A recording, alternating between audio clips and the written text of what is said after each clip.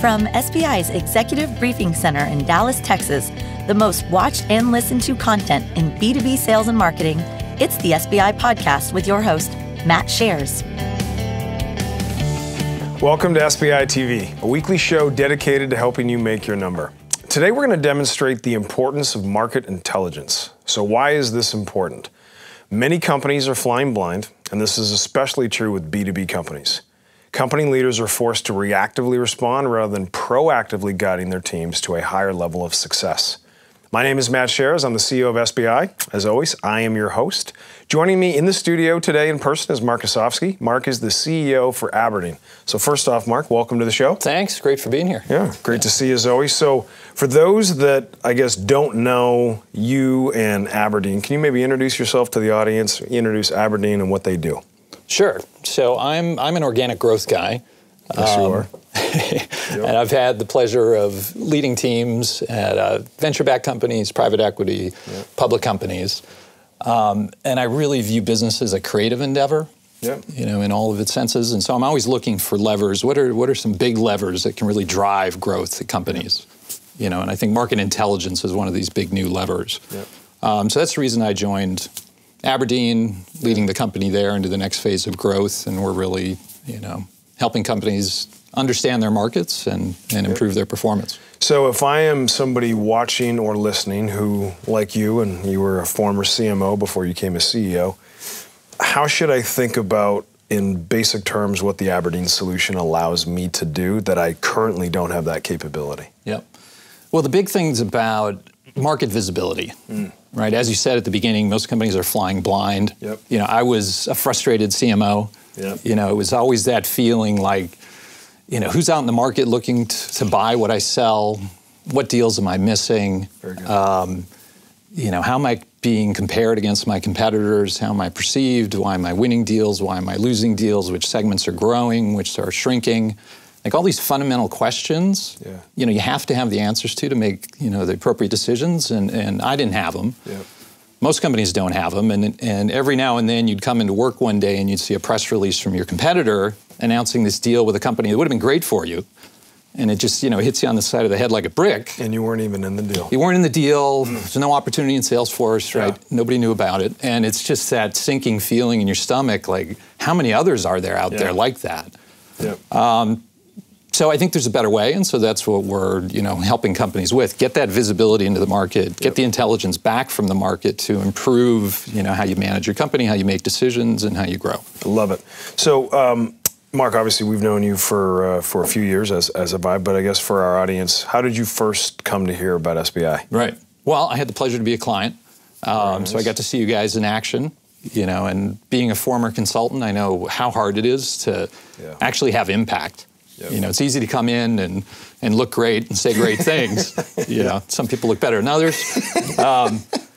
But it's hard to have, real impact, at the leadership level on marketing and sales. So I got to see you guys, really do that. And it's, there's very few companies that actually have lasting impact. Well, I appreciate that. For those of you that are watching and listening, if you're sitting in the CMO role, or if you're sitting in the Chief Revenue Officer role and you want to be a CEO, Mark is living proof that somebody with commercial orientation, that is the new makeup of the CEO. He's fanatical about customer experience, and he's fanatical about the data that they provide to their clients. And we're going to talk about this construct of market intelligence because I believe that Mark is blazing a trail with Aberdeen.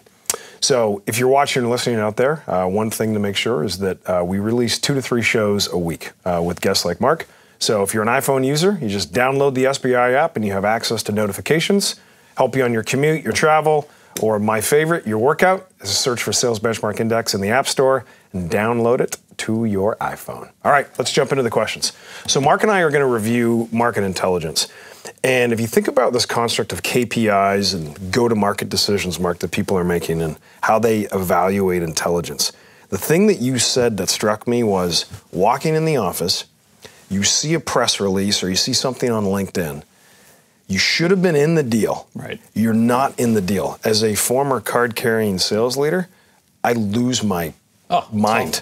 That's literally the worst feeling. So I guess let's maybe start with why is it important to truly measure performance relative to the market, and that can ground us? Yep. No, it's a great question. I mean, obviously, a lot of investors, a lot of companies talk about, outperforming the market. Yeah. And it's a great concept, but unfortunately, it's very hard to measure. And so people talk about it, but the actual measurement, usually is lagging indicators, and you're groping in the dark. If you're competing against some public companies, you can get some data, after they release earnings. You see other things in the market, so you touch pieces of the elephant, but they're all lagging indicators. They tend to be financial ones. Yep. You're looking at revenue and EBITDA for some competitors, et cetera. Yep. The interesting thing is, what are the leading indicators that are not financial, right, but leading indicators of how you're doing relative to competitors and how you're doing with your target customers, right? How are they perceiving you? What are your win rates? Leading indicators. So to me, that's the critical thing. If you can really understand those leading indicators and actually measure them, right, then you know how you're doing against competitors in these markets. And that'll drive the financial results. So as we think about leading indicators, and everybody is thinking about all these critical KPIs. I'll give a couple examples just to normalize for the audience. So at SBI, we believe that if you don't understand customer acquisition cost and lifetime value by market segment, by sales channel, by product line, to your point about groping in the dark, I love that metaphor, you're truly flying blind, because I don't know how much it costs me to acquire customer X versus customer Y. So how can I deploy my go-to-market capital effectively to make sure I'm generating a return? And as CEOs, one of the things you have to be mindful of, you can only make so many bets. You've got to make the right ones. So those are a couple of core KPIs that I know we think about, talk to our clients about. When you think about where you're sitting relative to market intelligence as a former marketeer, what are a couple of KPIs that you would share with the audience that either A, they should be thinking about if they're not, B, that the Aberdeen solution allows them to get access to be more real time? Yep, great question. Well, there's three. So the first one's awareness. And so what do I mean by awareness, right? What are the percent of companies that know my company and are familiar with what I do? Right, that's your ceiling. You can't sell to anyone beyond that, right? That's your maximum. So what if you could measure awareness by segment and measure your awareness relative to competitors, right? So you could look at various segments. I'm here in this segment. My next closest one's down here, right? I'm in a great place on awareness, but I'm trying to enter this market. My awareness is way down here. Right, so awareness is just a fundamental challenge we all face. The second one is consideration, right? So the company's aware of me, they know what I do. Are they considering me for opportunities? Right? Am I in the consideration set? Right, so that's the key, right? If you can't get there, you can't win. So consideration, if you can really measure that over time, right, becomes a really interesting metric to determine what's working and what isn't. So you go back to cost of customer acquisition.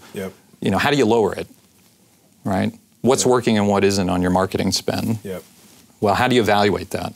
Well, and I would think before we get to the third metric, as I think about awareness, if I haven't done my account segmentation correctly to determine my ideal customer profile, if I sell whatever, X, and I've got 2,464 potential customer prospects that look, smell, sound, and feel like my ideal customer, at least now I can zero in my awareness factor and say, of the 2,400 that I believe are perfect customers for me, here's who is actually even aware of me relative to what it is they're doing. So if I'm understanding correctly, and for those that are watching and listening, to Mark's point about awareness, you still have to have basic segmentation dialed in, because it's great to have awareness, but only if it's in those who can procure your services. Right? I don't need consumer awareness because we don't sell to consumers, right? We're business to business. So that's not good for me.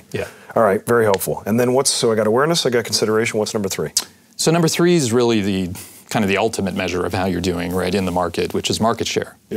And the most B2B companies aren't really measuring that, right? They don't think it's possible. Everybody understands it as a concept, but are you actually measuring it? Can you measure it, right? What can you do to base decisions on it, right? So if I really understand my share by segment, And I can track that over time, right? I can pick up things that are happening, right? I can see new entrants starting to gain share on me. I might be growing in a segment because it's growing fast, but I'm actually losing share and I didn't realize it. So intuitively, everything you say makes sense. And if I'm watching, I'm like, yeah, you know, no shit, Mark. Why haven't companies been doing this? Like, what's the big obstacle? Well, some have, right? So if you look into the B2C world, right, they've been doing this for years because the data's been there, right? Starting with point of sale data and now online data. You know, B2C is much richer in terms of the data to be able to do this. So they do it massively. You know, every question I mentioned at the beginning, any B2C company can answer. B2B's been in this, you know, dearth of information. And so what happens is companies understand these KPIs as concepts. You know, they learned it at business school, right? They understand it. But if there's no data and they couldn't measure it, they're kind of irrelevant. So instead, businesses are run more by anecdotes that bubble up through the sales organization, reactions to competitors, some visionary's idea within the company. That's what really drives, you know, decisions. So it's emotion, not fact. Yeah, and it made sense. I mean, if you don't have data, you got to base it on something. So. All right, very good. So, quick takeaway from segment 1: awareness, consideration, and market share. Do you have it? If you don't have it, without it, how are you making allocation decisions? If I'm a marketer and I'm spending demand gen dollars, I've got to direct those. And all of you as marketers are looking to quantify your investment. It would seem to me to be a very difficult thing to do without a solution like what Mark and his team put together. So in this second segment, Mark and I are going to talk a little bit about, now that you've done some of this work, how do you make key go-to-market decisions? So I guess, Mark, if you think about the key go-to-market decisions, you're making them now as a CEO. You made them in your past life, right? And you've also seen it as a consultant. So your breadth of vision is probably broader than most. What are the key ones that you think market intelligence allow folks to make relative to go-to-market? Well, I think the term you used before, this asset allocation, is really the way to think about it, right? I only have so many bets to make, you know, as a company, and the bets are really on the product roadmap.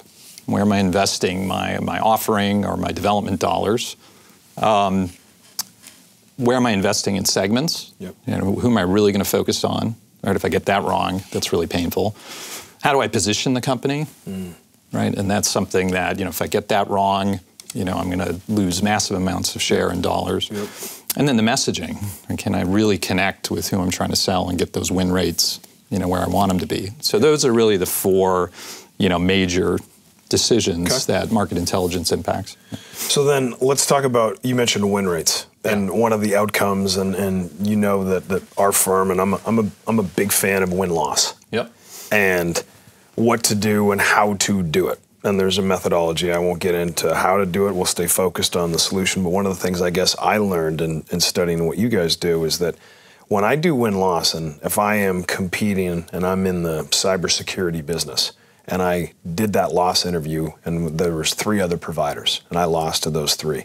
It seems to me now that what market intelligence allows me to do is get much more thoughtful about my positioning against those certain competitors. So talk a little bit about that and how you see marketers and CEOs driving it into their business. Sure. Well, first, just a little bit on win-loss. I agree. I'm a huge proponent of it.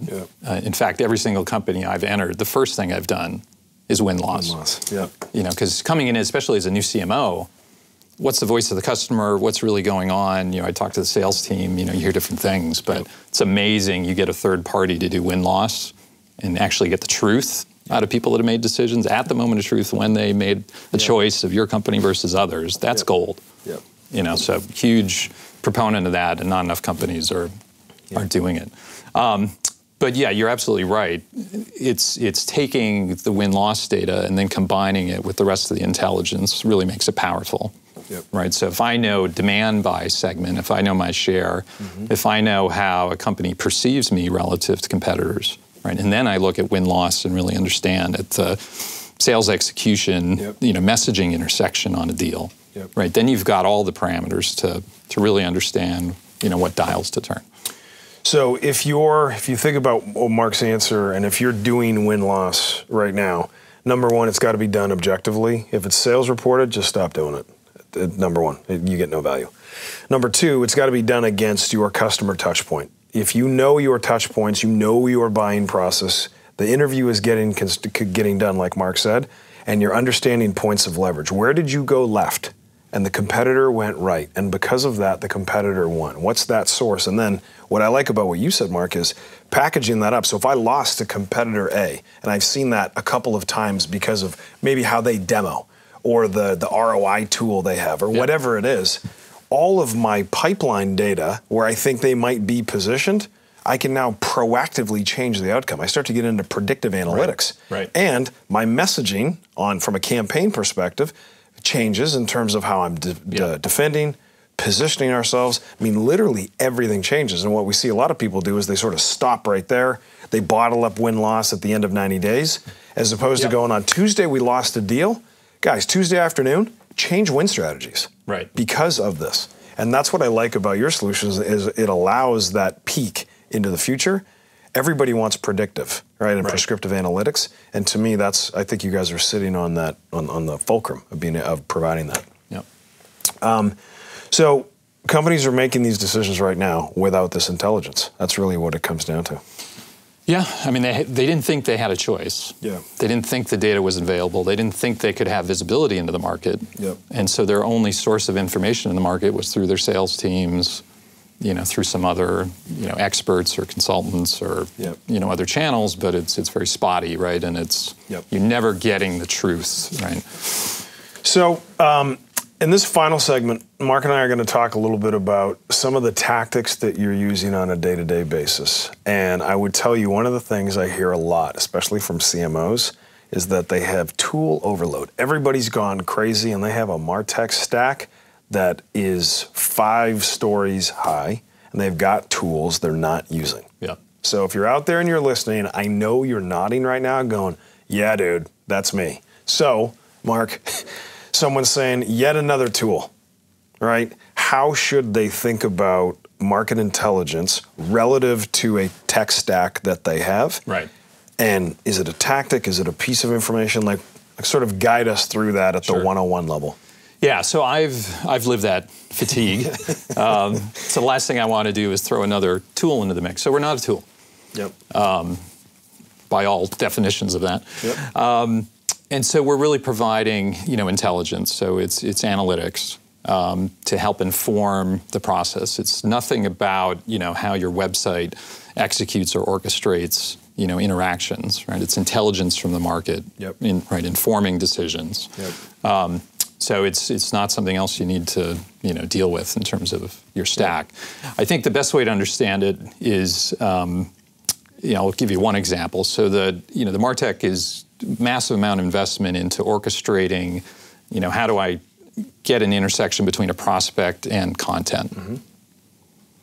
But what content do I create? Yep.